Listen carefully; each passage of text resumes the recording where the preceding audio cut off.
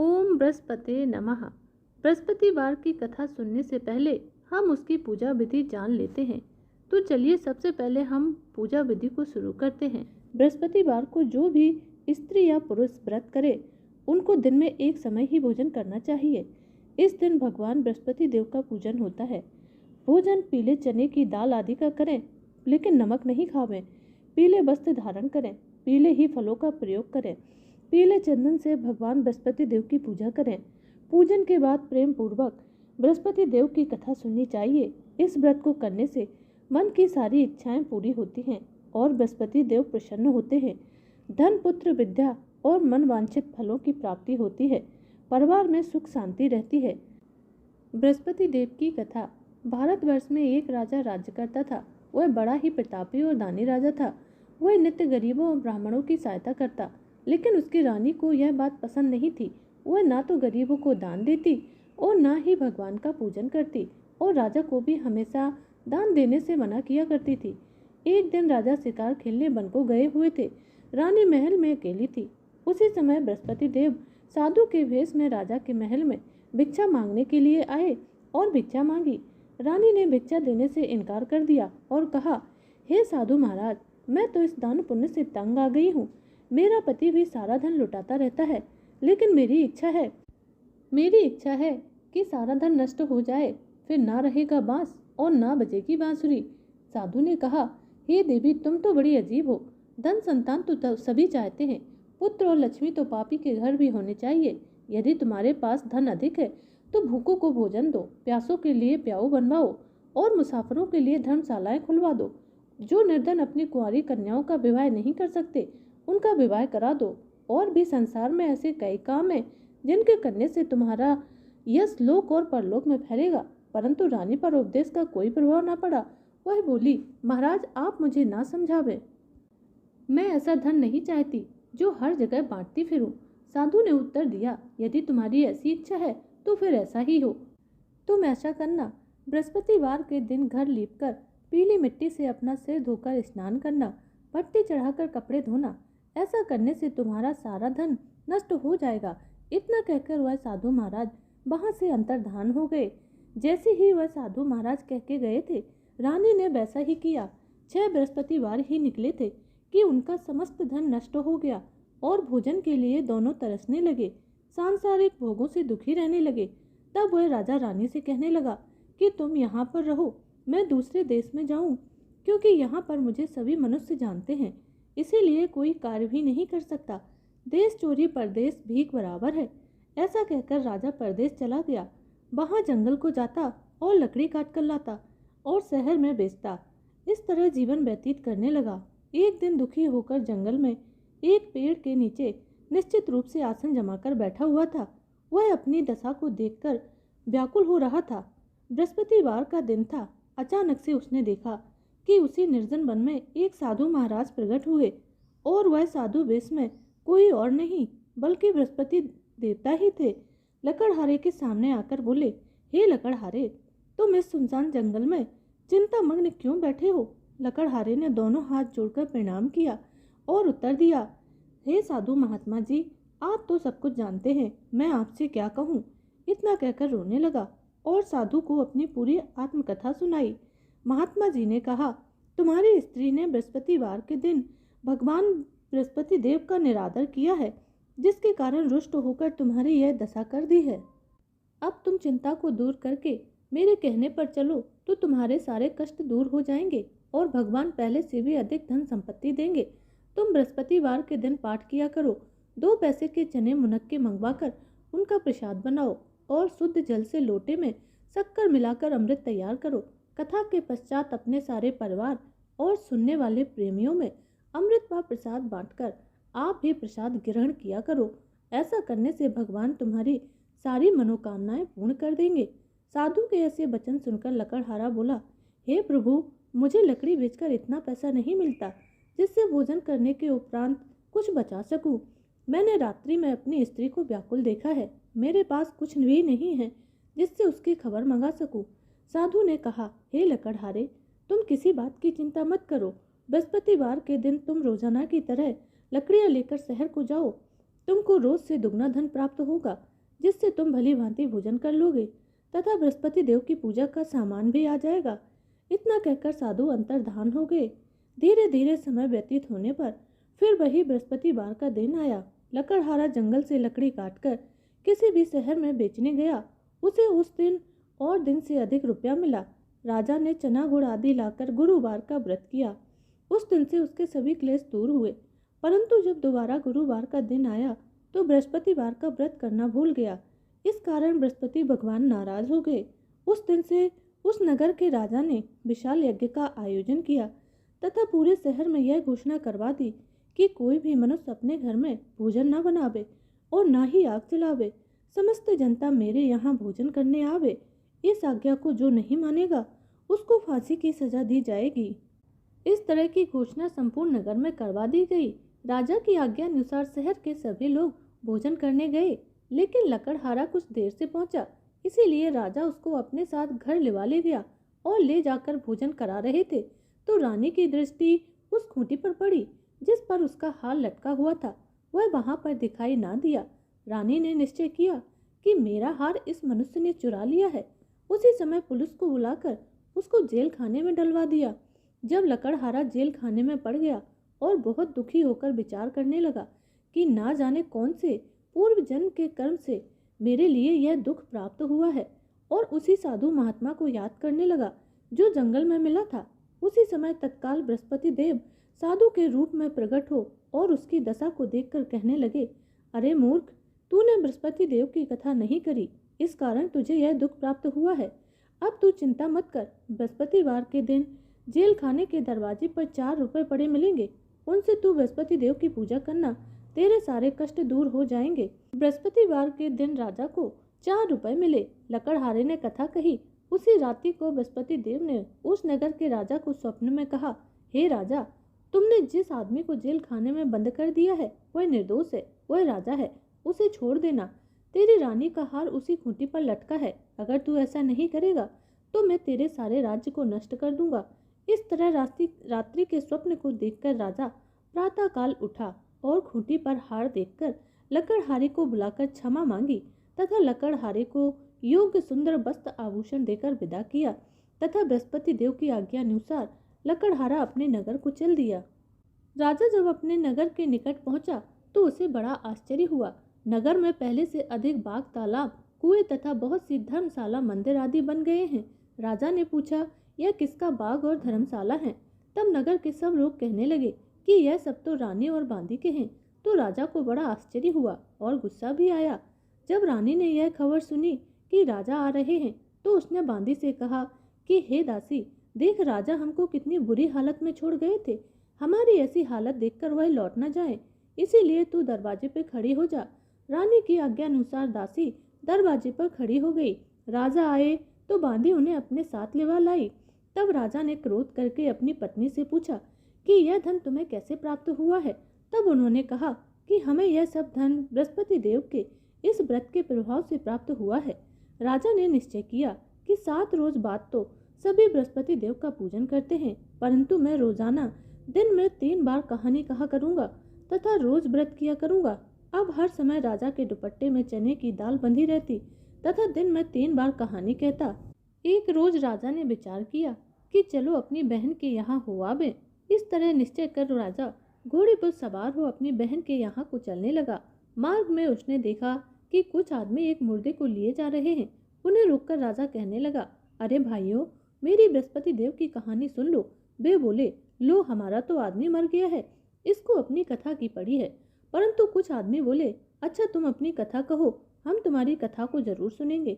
राजा ने दाल निकाली और जब कथा आधी हुई तो मुर्दा हिलने लग गया, और जब कथा समाप्त हुई तो वह व्यक्ति राम राम कह के उठ खड़ा हो गया। आगे मार्ग में उसे एक किसान खेत में हल चलाता हुआ मिला। राजा ने उसे देखा और उससे कहा, अरे भैया, तुम मेरी बृहस्पतिवार की कथा सुन लो। किसान बोला, लो, जब तक मैं तुम्हारी कथा सुनूंगा तब तक 4 हरैया खेत जोत लूंगा। जा अपनी कथा किसी और को सुनाना। इस तरह राजा आगे चलने लगा। राजा के हटते ही बैल पछाड़ खाकर गिर गए तथा उसके पेट में बड़ी जोर का दर्द होने लगा। उस समय उसकी माँ रोटी लेकर आई। उसने जब यह देखा तो अपने पुत्र से सब हाल पूछा। और बेटे ने सभी हाल कह दिया तो बुढ़िया दौड़ी दौड़ी उस घुड़सवार के पास गई और उससे बोली कि मैं तेरी कथा सुनूंगी, तू अपनी कथा मेरे खेत पर चलकर ही कहना। राजा ने बुढ़िया के खेत पर जाकर कथा कही, जिसके सुनते ही बैल उठ खड़े हुए तथा किसान के पेट का दर्द बंद हो गया। राजा अपनी बहन के घर पहुंचा। बहन ने भाई की खूब मेहमानी की। दूसरे रोज प्रातःकाल राजा जागा तो देखने लगा कि सब लोग भोजन कर रहे हैं। राजा ने अपनी बहन से कहा कि ऐसा कोई मनुष्य है जिसने भोजन नहीं किया हो, मेरी बृहस्पतिवार की कथा सुन ले। बहन बोली, हे भैया, यह देश ऐसा ही है, पहले यहाँ लोग भोजन करते हैं, बाद में अन्य काम करते हैं। अगर कोई पड़ोस में हो तो देखाऊं। ऐसा कहकर वह देखने चली गई, परंतु उसे ऐसा कोई व्यक्ति नहीं मिला जिसने भोजन नहीं किया हो। अतः वह एक कुमार के घर गई जिसका लड़का बीमार था। उसे मालूम हुआ कि उनके यहाँ 3 रोज से किसी ने भोजन नहीं किया है। रानी ने अपने भाई की कथा सुनने के लिए कुम्हार से कहा तो वह तैयार हो गया। राजा ने जाकर बृहस्पतिवार की कथा कही, जिसको सुनकर उस कुम्हार का लड़का ठीक हो गया। अब तो राजा की बहन के यहाँ प्रशंसा होने लगी।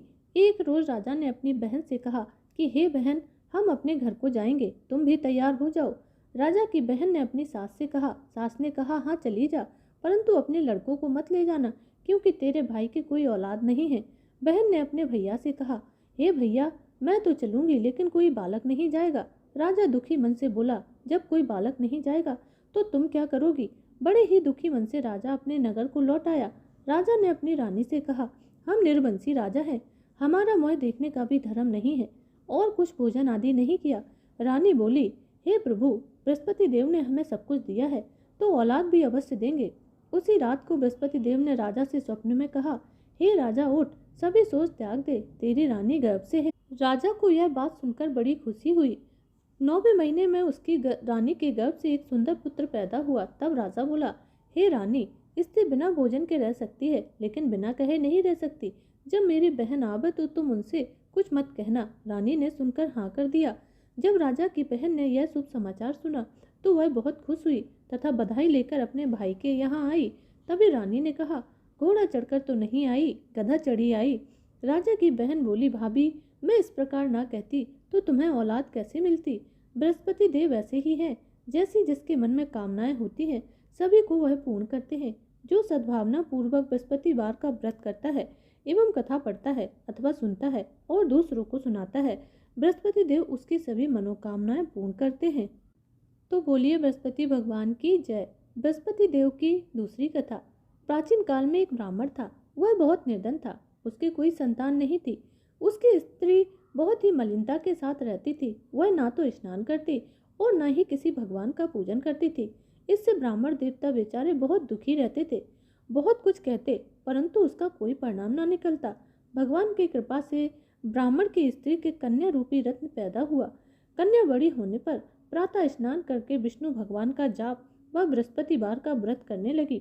अपने पूजन पाठ को समाप्त करके स्कूल जाती तो अपनी मुट्ठी में जौ भर के ले जाती और पाठशाला के मार्ग में डालती जाती। तब ये जौ स्वर्ण के हो जाते। लौटते समय उनको बीनकर घर को ले आती। एक दिन वह बालिका सूप में उन सोने के जौ को फटक कर साफ कर रही थी। उसके पिता ने देख लिया और कहा, हे बेटी, सोने के जौ के लिए सोने का सूप भी होना चाहिए। दूसरे दिन बृहस्पतिवार था। कन्या ने व्रत रखा और बृहस्पति देव से प्रार्थना की कि मैंने आपकी पूजा सच्चे मन से की हो तो मेरे लिए सोने का सूप दे दो। बृहस्पति देव ने उसकी प्रार्थना स्वीकार कर ली। रोजाना की तरह वह कन्या जौ फैलाती हुई जाने लगी। जब लौटकर जौ बीन रही थी तो बृहस्पति देव की कृपा से सोने का सूप मिला। उसे वह घर ले आई और उसमें जौ साफ करने लगी, परंतु उसकी माँ का वही हाल रहा। एक दिन की बात है, कन्या सोने के सूप में जौ को साफ कर रही थी। उस समय उस शहर का राजपुत्र वहां से निकला। इस कन्या के रूप और कार्य को देखकर मोहित हो गया तथा अपने घर आकर भोजन और जल त्याग कर उदास होकर लेट गया। राजा को जब इस बात का पता लगा तो अपने प्रधानमंत्री के साथ उसके पास गए और बोले, हे बेटा, तुम्हें किस बात का कष्ट है? तुम्हारा किसी ने अपमान किया है या फिर कोई और कारण हो? सो कहो, मैं वही कार्य करूंगा जिससे तुम्हें प्रसन्नता हो। अपने पिता की राजकुमार ने बातें सुनी तो वह बोला, मुझे आपकी कृपा से किसी बात का कष्ट नहीं है और किसी ने मेरा अपमान भी नहीं किया है, लेकिन मैं उस लड़की से विवाह करना चाहता हूँ जो सोने के सूप में जौ को फटक कर साफ कर रही थी। यह सुनकर राजा को बड़ा आश्चर्य हुआ और बोला, हे बेटा, इस तरह की कन्या का पता तुम्हें लगाओ, मैं उसके साथ तेरा विवाह अवश्य ही करवा दूंगा। राजकुमार ने उस लड़की के घर का पता बतलाया। तब मंत्री उस लड़की के घर गए और ब्राह्मण देवता को सभी हाल बतलाया। ब्राह्मण देवता राजकुमार के साथ अपनी कन्या का विवाह करने के लिए तैयार हो गए तथा विधि विधान के अनुसार ब्राह्मण की कन्या का विवाह राजकुमार के साथ हो गया। कन्या के घर से जाती ही पहले की भांति उस ब्राह्मण देवता के घर में गरीबी का निवास हो गया। अब भोजन के लिए अन्न भी बड़ी मुश्किल से मिलता। एक दिन दुखी होकर ब्राह्मण देवता अपनी पुत्री के पास गए। बेटी ने पिता की दुखी अवस्था को देखा और माँ का हाल पूछा। तब ब्राह्मण ने सभी हाल कह दिया। कन्या ने बहुत सा धन देकर अपने पिता को विदा कर दिया। इस तरह ब्राह्मण का कुछ समय सुखपूर्वक व्यतीत हो गया। कुछ दिन बाद फिर वही हाल हो गया। ब्राह्मण देवता फिर अपनी कन्या के यहाँ गए और सारा हाल कहा। तो लड़की बोली, पिताजी आप माता जी को यहाँ लिवा लाओ, मैं उन्हें विधि बता दूंगी जिससे गरीबी दूर हो जाएगी। वह ब्राह्मण देवता अपनी स्त्री को साथ लेकर पहुँचे तो लड़की अपनी माँ को समझाने लगी। माँ, तुम प्रथम प्रातः काल स्नान आदि करके विष्णु भगवान का पूजन किया करो तो सारी दरिद्रता दूर हो जाएगी। लेकिन उसकी माँ ने अपनी बेटी की एक भी बात नहीं मानी और प्रातः काल उठकर अपनी पुत्री के बच्चों की जूठन को खा लिया। इससे उसकी पुत्री को और भी गुस्सा आया और एक रात को कोठरी से सारा सामान निकाल दिया और अपनी माँ को उस कोठरी में बंद कर दिया।